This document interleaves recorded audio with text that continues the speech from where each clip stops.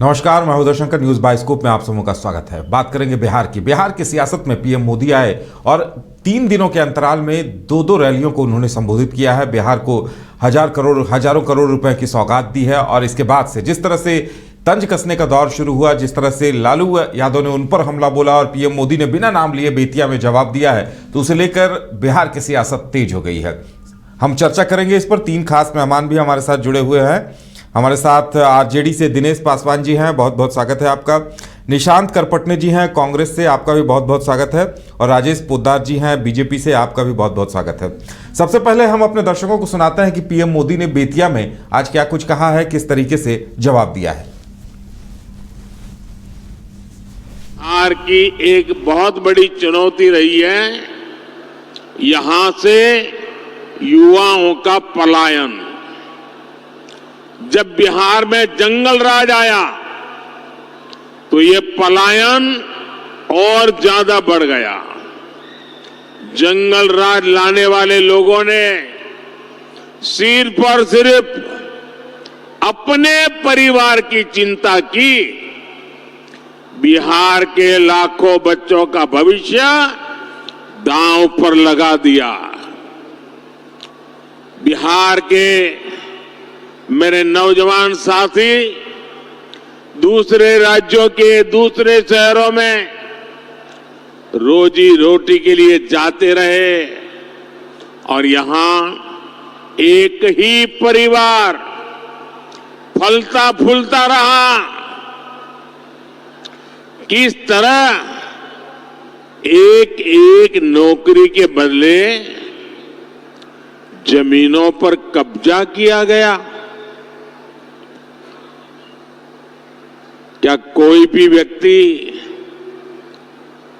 सामान्य मानवी को इस प्रकार से लूटने वालों को? तो चर्चा करेंगे इसी पर। हमारे साथ 3 खास मेहमान भी मौजूद हैं और सबसे पहले दिनेश पासवान जी से। दिनेश पासवान जी, लालू यादव जी ने मोदी पर हमला बोला, उनके परिवार पर सवाल उठाए, तो अब मोदी जी ने तो नया कैंपेन ही छेड़ दिया है। क्या नहीं लगता कि लालू यादव ने कोई चूक कर दी है?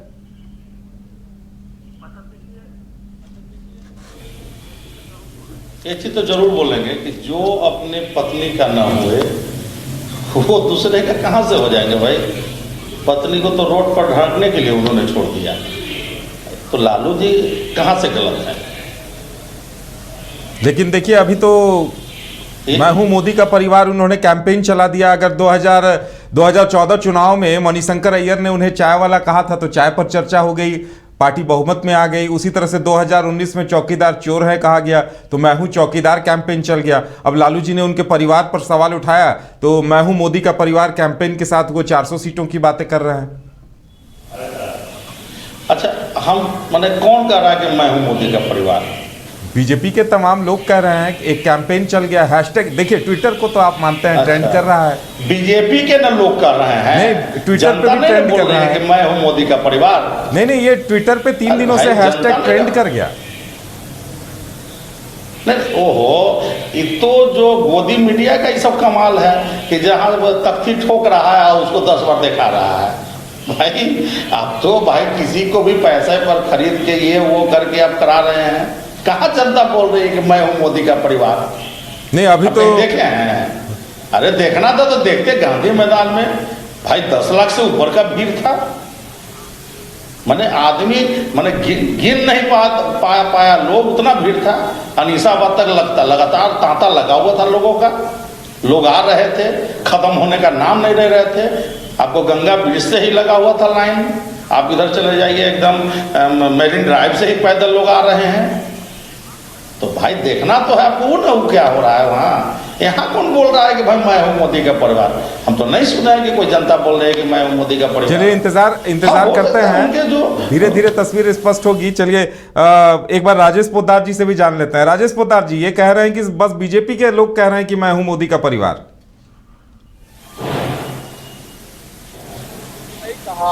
लोगों ने कहा जिस प्रकार हमारे बिहार के लालू प्रसाद यादव जी ने माननीय प्रधानमंत्री जी को कहा उनका कोई परिवार नहीं है, सही कहा। क्योंकि देश के अंदर किसी प्रधानमंत्री के बारे में कहा जाता है, प्रधानमंत्री एक व्यक्ति का नहीं होता, उनका पूरा परिवार, 140 करोड़ की जनता उनका परिवार है, क्योंकि उनकी वो चिंता करते हैं। अब किस प्रकार उन्होंने 3 करोड़ लोगों का घर बनाने की चिंता की, 80 करोड़ जो हमारे गरीब तबके के लोग हैं जो अंतिम पंक्ति में बैठे हैं उनको राशन पहुंचाने की चिंता की, तो उनका परिवार यह है, क्योंकि उनको लगता है कि हम इनको घर नहीं दे सकते हैं, शौचालय नहीं दे सकते हैं, पानी नहीं दे सकते हैं, बिजली नहीं दे सकते हैं, तो अपने परिवार को ही लोग दिया करते हैं। 80 करोड़ को जो हम राशन पहुंचाने का काम कर रहे हैं, उनको चिंता होती है कि हमारे परिवार के लोग रात में कहीं भूखे ना सो जाएं, इसलिए उनके घर राशन पहुंचाने का काम करते हैं। हम एक बात कहना चाहते हैं कि 2014 में किस प्रकार मणिशंकर अय्यर जी ने कहा कि एक चाय बेचने वाला है, लोग जनता ने प्रधानमंत्री बनाने का काम किया। दूसरी बार राहुल बाबा कहते हैं कि देश के पनौती हैं, लोगों ने 3 राज्यों में उनको चुनाव से हराने का काम किया। एक कांग्रेस के नेता कहते हैं कि चौकीदार चोर है, राहुल जी कहते हैं जनता ने चुनाव जीत के भेजने का काम किया। फिर इन्होंने कहा कि नीच जाति के हैं, कांग्रेस के लोगों ने कहा, तो फिर जनता ने चुनाव में जिता के भेजने का काम करते हैं।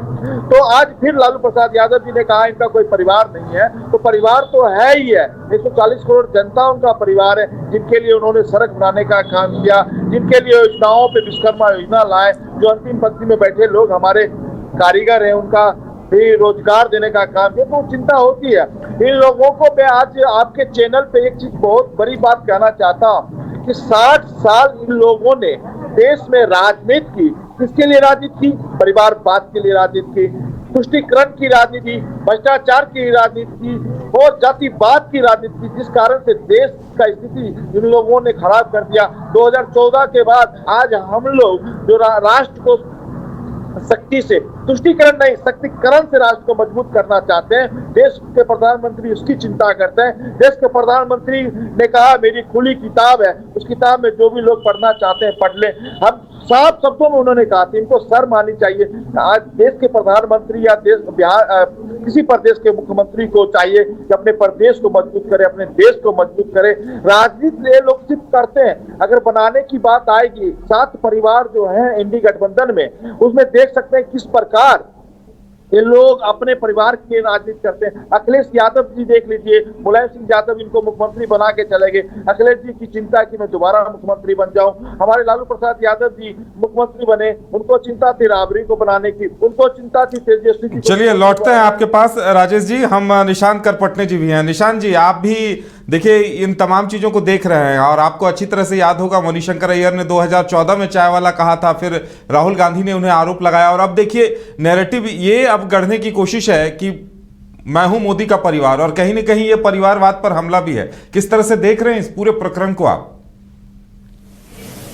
देखिए उदय जी, मैं ये साफ कहना चाहता हूं कि ये जो मोदी जी का, प्रधानमंत्री जी का ये परिवारवाद पर हमला की बात है, ये परिवारवाद के नाम पर एक पाखंड है उनका।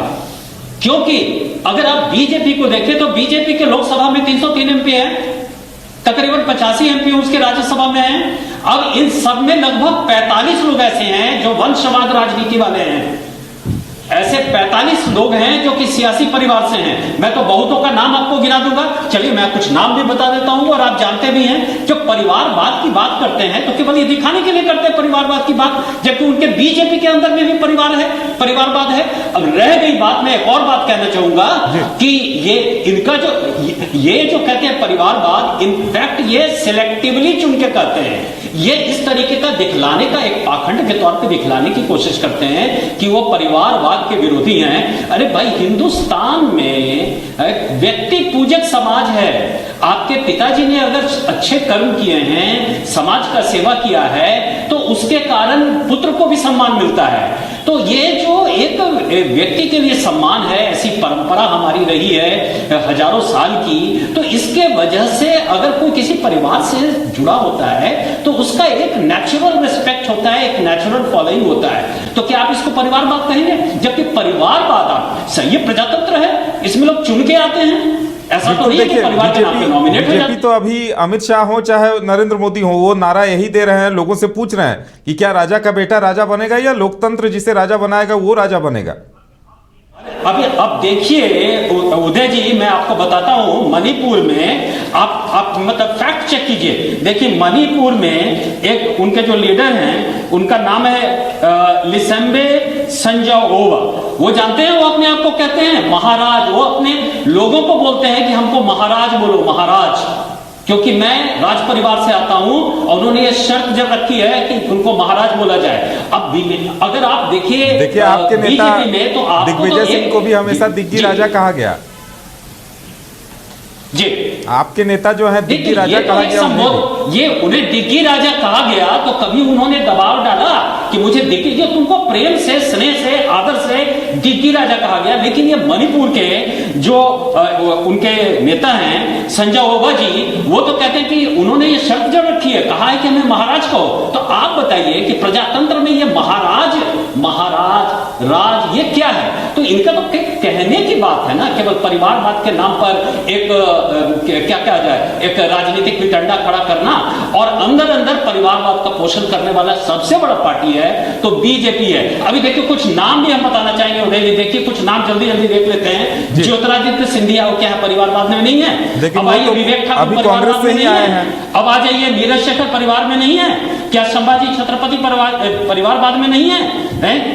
ये अनुराग ठाकुर परिवारवाद में नहीं है? दुष्यंत सिंह क्या है, परिवारवाद के नमूना है? पूनम महाजन क्या है, परिवारवाद के प्रतीक हैं? प्रीतम मुंडे क्या है, परिवारवाद के प्रतीक हैं? प्रवेश साहिब सिंह वर्मा क्या है, परिवारवाद के प्रतीक है? ऐसे अनगिनत नामे, मैंने कहा ना लगभग 11% यानी 45 ऐसे आपको मिलेंगे बीजेपी में parliamentarian. They all are connected with से डायनेस्टिक पॉलिटिकल फैमिली। तो फिर ये परिवारवाद के बारे में प्रधानमंत्री जी को बात करने का तो मतलब कहीं अधिकार नहीं है। बीजेपी वाले कहते हैं कि राजनाथ जी के बेटों को अभी तक मौका नहीं दिया गया। देखिए अगर नहीं दिया गया तो नहीं दिया गया। अब देखिए नहीं देने की, देने और देने उनकी अंदरूनी बात है। मैं अब आप जब परिवारवाद की बात करते हैं तो परिवारवाद के प्रमाण से, एविडेंसेस से कैसे आप किसी चीज को मानिएगा? आप एविडेंस देखिएगा, प्रमाण देखिएगा, तर्क देखिएगा। तो प्रमाण और तर्क को आप देखिए तो आप पाएंगे कि बीजेपी में परिवारवाद के ढेरों उदाहरण भरे पड़े हैं। और मोदी जी, प्रधानमंत्री जी का परिवारवाद पे कहना वो कुछ नहीं है, बस एक राजनीतिक हथकंडा है। लोगों को वही बात घुमा फिरा के कहना, अरे भाई प्रजातंत्र है, यहां जो लोग होगा जीत करके आएंगे, जनता उन्हें जीत के लाएगी। ये अलग बात है। हमारी धर्म संस्कृति ऐसी है कि अगर आपके परिवार के लोगों ने अच्छे कर्मों को किया है, उन्होंने समाज की सेवा की है, लोग दिन दुखियों का सुना है, तो उसका लाभ उस परिवार के उत्तराधिकारी को भी मिलता है। और यहीं से ये तो एक सहज सरल बात है, लेकिन जनता फिर मैंडेट देती है, जनता उनको स्वीकृति देती है। जनता किनके तर्कों को मानती है, समझती है, ये देखना दिलचस्प होगा। दिनेश जी, आप लोग इस बात का जवाब कैसे दीजिएगा? आज जो मोदी जी बेतिया में कह रहे थे कि बिहार में जंगल राज था और बिहार में जंगल राज को कायम रख के लालू जी अपने परिवार को देख रहे थे, अपनी राबड़ी जी को, उसके बाद अब तेजस्वी जी को मुख्यमंत्री बनाने की कोशिश में लगे हुए हैं। आखिर जनता को इस नैरेटिव का जवाब कैसे दीजिएगा आप लोग? अच्छा देखिए, मैंने पहले जंगल राज था, अब अभी मंगल राज हो गया। गजब हालत है भाई। मतलब नीतीश जी जब तक हमारे साथे थे तब तक बीजेपी के लिए मतलब क्या बोलते हैं, उस समय जंगल राज था। नीतीश जी चले गए तो अब मंगल राज हो गया। गजब खेल है भाई बीजेपी का। और रही बीजेपी के बाद तो आपको याद होगा भाई, नवीन जी का भाई बेटा का नाम है उनका नितिन नवीन जी जब डेथ किए, उनको चुनाव क्यों लड़ाई, अनुकंपा बहाली है भाई कि जब बाबूजी चले गए तो बेटा को गद्दी में बैठा दीजिए। ये कहाँ का न्याय है रे भाई? भाई नौकरी नहीं ना दे रहे हैं आप देखे होंगे, देखिए बगल में गंगा बेटा है ना भाई, क्या नाम है, संजीव चौरसिया जी। देखिए पीएम मोदी एक सभा में इस बात पे भी सफाई दे रहे थे कि एक परिवार से 2 या 10 लोग आए, अगर वो चुनाव जीत कर सीधे आते हैं तो दिक्कत नहीं है, लेकिन जब वो पार्टी सुप्रीमो बन जाते हैं, पार्टी पे उनका कब्जा हो जाता है तो ये गलत है। और अगर इस तरह से देखा जाए तो आज आपकी आरजेडी तेजस्वी जी के हाथ में है, उद्धव ठाकरे के हाथ में है, उसी तरह से झारखंड में हेमंत सोरेन के हाथ में जेएमएम है। तो कहीं ना कहीं आम लोग तो इस नैरेटिव से अब तो एक चर्चा सी चल पड़ी है कि आखिर कौन सही है कौन गलत है। पार्टी पे एक व्यक्ति विशेष का कब्जा है। पार्टी एक आदमी से बनती है, चलती है, किसी के बोलने से नहीं ना हो जाएगा जी। अरे वहाँ कोर कमेटी बना हुआ है, सारा विधि व्यवस्था है, सब बड़े लोग हैं भाई, जितने भी हमारे पार्टी के जितने बड़े पदाधिकारी लोग हैं सारे मिलके सब सारा डिसीजन होता है। किसी एक व्यक्ति विशेष का नहीं पार्टी है भाई, चाहे कोई भी पार्टी हो भाई, तो पार्टी सब। चलिए राजेश जी से भी एक बार गलत है जवाब लेते हैं। राजेश जी, आपने सुना कि निशांत करपटने जी और दिनेश जी का कहना है कि परिवारवाद तो बीजेपी में भी है। इनका कहना है कि लगभग 2 दर्जन नेताओं के ये नाम गिना रहे हैं। तो आप आखिर जनता को कैसे बताइएगा कि हमारे यहाँ का परिवारवाद अलग है और जो दूसरे के यहाँ का परिवारवाद है वो अलग है? उदय जी, देश के प्रधानमंत्री सदन के अंदर कहा। जी राजेश जी बोलिए।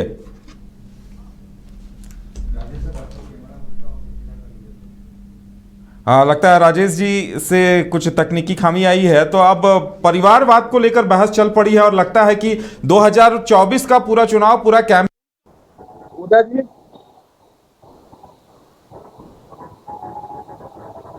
परिवारवाद पर हमला हो रहा है। अब देखने वाली बात यह होगी कि विपक्षी पार्टियां इस बात को कैसे डिफेंड करती हैं। हम राजेश पोद्दार जी, आपने सुना अभी निशांत जी और दिनेश पासवान जी दोनों कह रहे थे कि आखिर बीजेपी का परिवारवाद और उनका परिवारवाद अलग अलग कैसे है, किसे जस्टिफाई कैसे करिएगा आप इसे?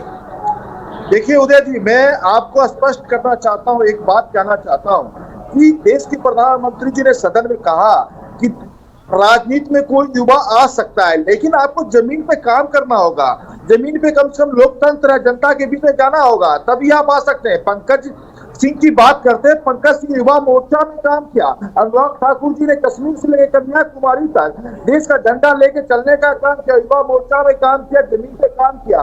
चाहे वो पूनम महाजन की बेटी पूनम महाजन हो, चाहे किसी की बातें कर रहे हैं, लेकिन मैं स्पष्ट करना चाहता हूं कि हमारे यहाँ आपको जमीन पे काम करना होगा, जनता के बीच में जाना होगा। आज परवेश वर्मा जी का टिकट क्यों कट गया, इसकी चिंता आपको सोचिए क्यों कटा। अगर आपको 99% अगर जनता के बीच में आपको नहीं काम कर पाइएगा, 18 और 20 का होगा तो आपको टिकट 100% कटने का होता है। ऐसा हमारे यहाँ होता है। आपके यहाँ क्या होता है? मुलायम सिंह यादव बने, अखिलेश यादव बन गए, सुखपाल यादव बन गए, धर्मेंद्र यादव बन गए, डिम्पल यादव बन गए, कितने यादव भैया। आप आ जाइए यहाँ बिहार में, लालू जी, राबड़ी जी, तेजस्वी, मीसा भारती, एक नया नाम और आ रहा है, रोहिणी आचार्य, कितने का नाम लो।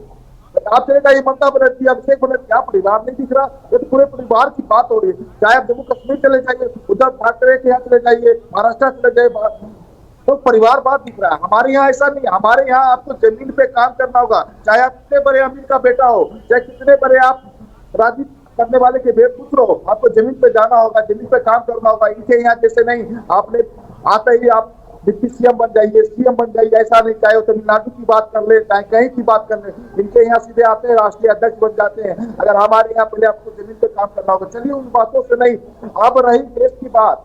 देश में हमेशा हम कहते हैं कि राहुल गांधी जी देश के प्रधानमंत्री के रेस में कहते हैं हम अपने आप को हैं। मैं पूछना चाहता हूं कांग्रेस के नेता से कि 10 साल आप विपक्ष में रहे, 10 साल के अंदर आप सदन में कितने दिन उपस्थित रहे, इसकी बात की आप जानकारी दीजिए जनता को। आप दे नहीं पाइएगा। आप कह रहे हैं भारत जोड़ो, मैं कह रहा हूं भारत जुड़ा ही था, टिका तब था। आप तो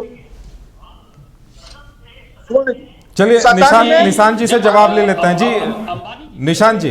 अच्छा ठीक है, आप बोलिए। ओके आप बोलिए, carry on please. Rahul Gandhi ji की कांग्रेस के अंदर वही पुरानी दुकान पे वही पुराना माल रखा हुआ है, कहते कि इसको खरीदो। जनता नकार रही है भैया। हम लोग तो हमेशा काम किया। 2014 में 522 वादे करके आए, 19 में हम लोगों ने पूरा किया, 99% वादे किए। आपके चैनल पे मैं कहना चाहता हूँ, आप एकदम जो अंकित है शुक्रमान के, आप अगर चेक करना चाहते हैं भारत सरकार के साइट पर जाकर आप चेक कर सकते हैं। हम लोग फिर 2019 से लेकर 2024 225 वादे करके आए, 222 वादे पूरे किए। आज हम लोग श्वेत पत्र एक लाया सकल विकसित भारत का नाम से हम लोग एक पत्र जनता के बीच में दे रहे हैं कि जनता को जो भी मुद्दे होंगे उस मुद्दे को हम लोग उठाएंगे और उठा के हम लोग घोषणा पत्र में तैयार करेंगे। लेकिन इनसे पूछिए, आज घूम ही रहे हैं, इनका घोषणा पत्र कब तैयार होगा, कैंडिडेट कब तैयार होगा, जनता को क्या जवाब देंगे? ऐसा नहीं, हम लोग अपनी तैयारी से फुल तैयारी में है। जब भी चुनाव आयोग तिथि और दिनांक तैयार कर देंगे हम लोग चुनाव में जाएंगे। 185 सीटों पे इनसे हमारा सीधा मुकाबला है। हमारे पास 50% वोट 2019 में था, अब 57% वोट है। 340 सीट हम लोग बीजेपी जीतेगी, एनडीए 400 से पार जाएगी। चलिए निशांत जी से जवाब ले लेते हैं। निशांत जी, आप कुछ कह रहे थे, आखिर ये जो कह रहे हैं कि आखिर अब तो देखिए इन्होंने जो ये गणित बतलाया, देखिए इन्होंने जो कहा कि कितने दिन पार्लियामेंट में रहे हमारे माननीय राहुल गांधी जी, तो अब 2-3 सवाल है। उन्होंने जब पार्लियामेंट में रहे तो पूरे पार्लियामेंट में उन्होंने अपने डेटा और स्टैटिस्टिक्स से और अपने बिल्कुल तर्कों से पूरे पार्लियामेंट में ये जो बीजेपी है उनको उसको विचलित कर दिया। अब देखिए उन्होंने भारत जोड़ो न्याय यात्रा शुरू किया, उसके पहले भारत जोड़ो यात्रा किया, जो कि बिल्कुल साउथ से लेकर के नॉर्थ तक, यानी कन्याकुमारी से लेकर के कश्मीर तक गए। उसके बाद अभी वो फिर नॉर्थ ईस्ट से लेकर के गुजरात की तरफ जाना है, यानी और ये जो एक उनका है, ये भारत जोड़ो न्याय यात्रा है। इस यात्रा के जरिए वो आइडेंटिफाई कर रहे हैं कि आम आदमी की जन समस्याएं क्या हैं, उन जन समस्याओं का क्या निदान है। वो हक की बात कर रहे हैं, हुकूक की बात कर रहे हैं, वो इस बात को कर रहे हैं, बेरोजगारी के मुद्दे को उठा रहे हैं, महंगाई के मुद्दे को उठा रहे हैं। तो क्या ये जनता के बीच में जाकर जनता के मुद्दों को उठाना आप कमतर समझते हैं?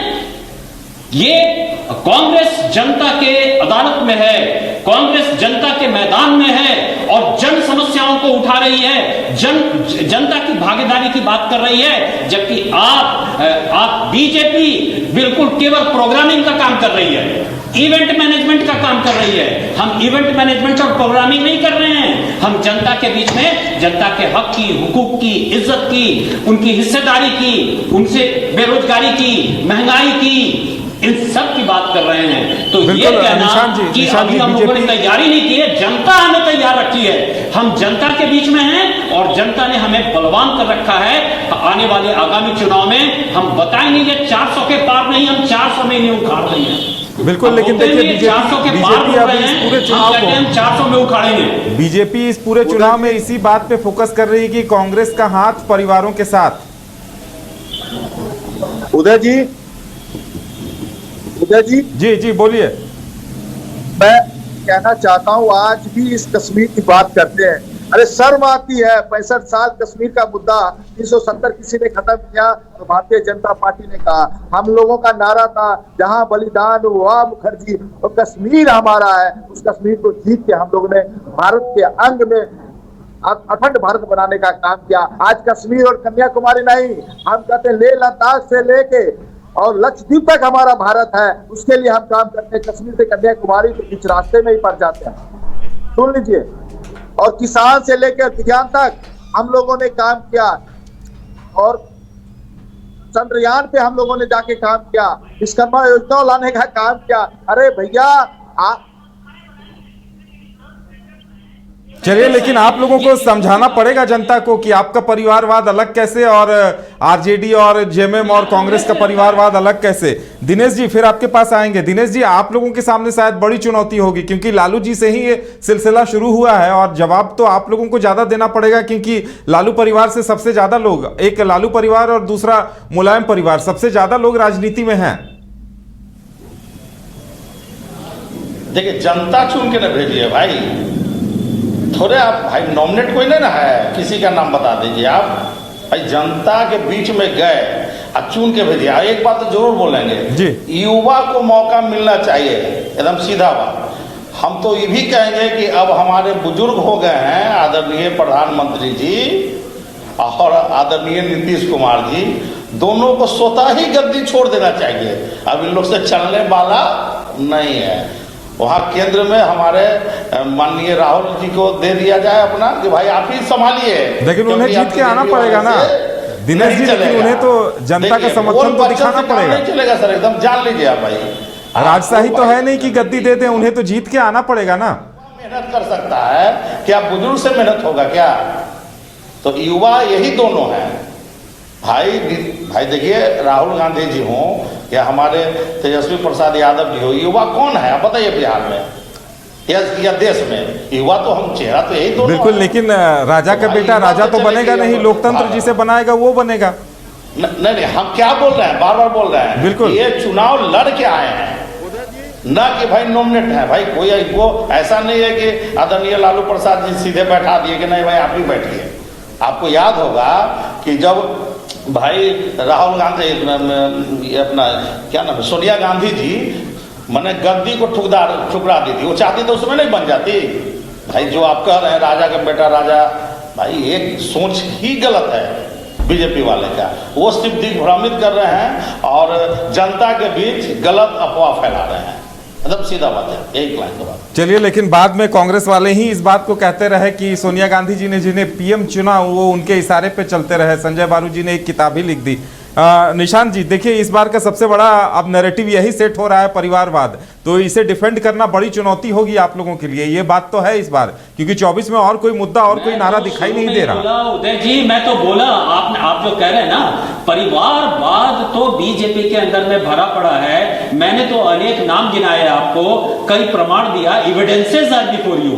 अब आप ये देखिए कि परिवारवाद की केवल बात करने वाला, और परिवारवाद को तो बीजेपी खुद प्रैक्टिस कर रही है। रही बात ये प्रजातंत्र है, और हम भारत का हमारा जो संस्कृति है, इसमें किसी परिवार के अच्छे काम किए हुए का लाभ उसके उत्तराधिकारियों को सहजता से मिलता है। और शायद इसको वो भी क्या जनता स्वीकृति देती है, जनता सहमति देती है, जनता उन्हें आगे बढ़ाती है। ये तो जनता के द्वारा जनता के लिए है ना प्रजातंत्र। तो चलिए, जनता को कितना आप लोग भी समझा पाएंगे ये बड़ी बात होगी। राजेश जी कुछ कहना चाह रहे हैं। हाँ राजेश जी बोलिए। उदय जी इन दोनों प्रवक्ताओं ने कहा कि दो ही युवा देश में दिख रहा है, एक राहुल गांधी और तेजस्वी। बाकी युवा तो 70% जो युवा है भारत के, वो तो इनको दिख नहीं रहा है। इनकी मंशा बिल्कुल क्लियर हो गई इनके ही कहने से कि देश में दो ही युवा दिख रहे हैं। एक सोनिया गांधी का पुत्र दिख रहा है बिहार में, लालू प्रसाद यादव का बेटा दिख रहा है। बाकी युवा तो देश के अंदर है ही नहीं। बाकी तो गरीब तबके के लोग हैं, वो तो युवा है नहीं। जो गरीब अंतिम पंक्ति में बैठे हैं वो तो युवा है नहीं। इनके तो दो ही युवा दिख रहे हैं। अरे शर्म करो इस देश का दुर्भाग्य है कि जो जनता आप लोग ने जातिवाद पे देश को जो बंटवारा किया, उस बंटवारे से अब देश अलग होना चाहता है। अब देश चाहता है कि संगठन हो, अखंड भारत बने।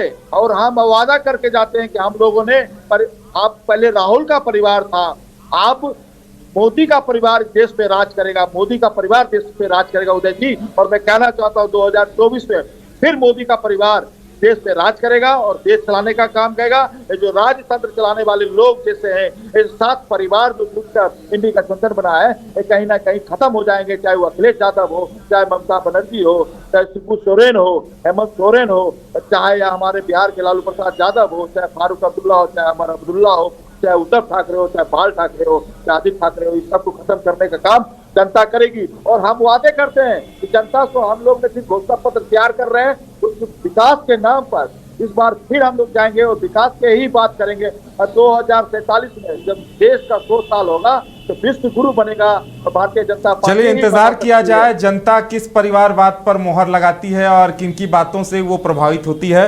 हमारे साथ जुड़ने के लिए दिनेश पासवान जी, निशांत जी और राजेश पोद्दार जी, आप सभी को बहुत बहुत धन्यवाद। तो लोकसभा चुनाव की रणभेरी अब बजने ही वाली है और पूरा मुद्दा, लड़ाई अब इस मुद्दे पर है कि परिवार बनाम लोकतंत्र। अब पीएम मोदी कह रहे हैं कि राजा का बेटा राजा बनेगा या लोकतंत्र जिसे राजा बनाएगा वो राजा बनेगा। अब दोनों की तरफ चुनौती है। एक तरफ बीजेपी को यह दिखाना है कि हमारा परिवारवाद अलग कैसे है, दूसरी तरफ उनका जो परिवारवाद है वो कैसे सही है, इसे जस्टिफाई करने की चुनौती है। देखने वाली बात होगी कि कौन किसे मात देता है और कौन जीत हासिल करता है। फिलहाल इतना ही, हमें दीजिए इजाजत और आप देखते रहिए न्यूज़ बाइस्कोप। नमस्कार।